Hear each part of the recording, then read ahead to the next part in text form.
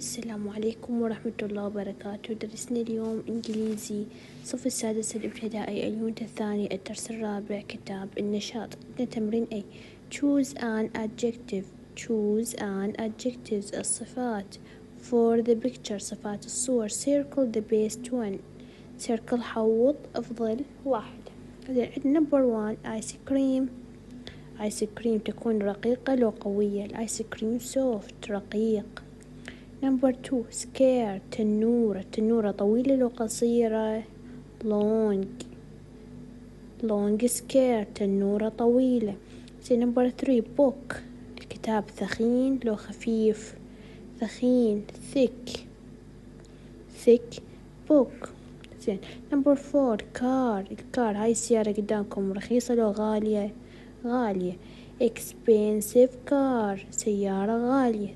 Number 5 تيشيرت بس التيشيرت ما بي ألوان سادة فنقول plain تيشيرت قميص سادة. Number 6 عندنا الوشاح اللي يكون خفيف. عندنا light scarf اللي هو الوشاح الخفيف. تمرين B write a phrase to describe each pictures. اكتب لنا جمل توصف كل صورة. عندنا number 1 a soft ice cream رقيقة. number 2 a long skirt تنورة طويلة. number 3 a thick book كتاب ثخين. number 4 an expensive car سيارة غالية. طلاب تقولوا ليش هنا A وهنا آن؟ قلنا إذا لقينا حرف من حروف العلة نخلي قبل آن، وإذا حرف صحيح نخلي قبل A. Number 5 a plain تيشيرت سادة أو عديم الألوان. Number 6 a light scarf وشاح خفيف. تمرين C you want a desk هل تريد رحلة. What is your desk like؟ كيف يبدو شكل رحلتك. What is it made of؟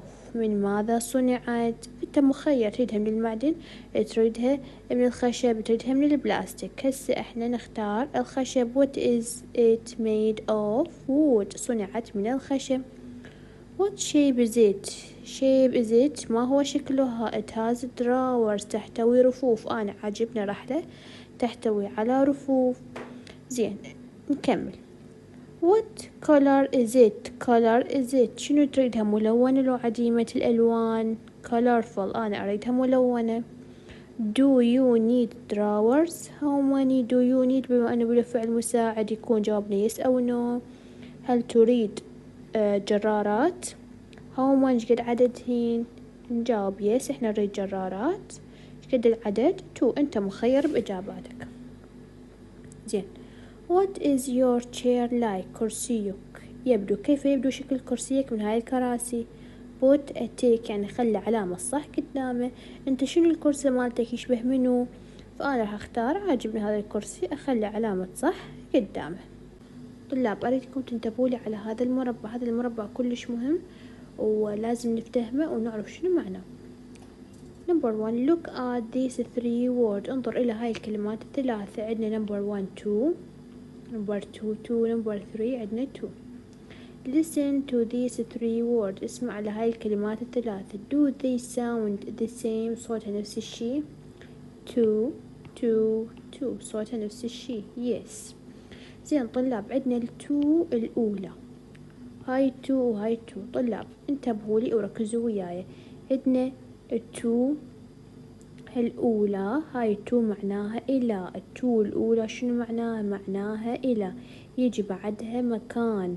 التو الأولى يجي بعدها مكان. مثل هنا عندنا number 1 I am going فراغ school المدرسة مكان. فلين شنو نختار من عندنا 2 نختار التو الأولى معناها إلى.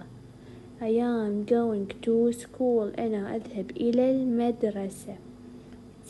number 2 عندنا 2 رقم 2 شنو يجي بعدها اسم يحتوي على اس الجمع. يأتي بعدها اسم يحتوي على اس الجمع. نجي شوف المثال. I have 2 friends. هنا جتي اس الجمع. ايش نختار 2.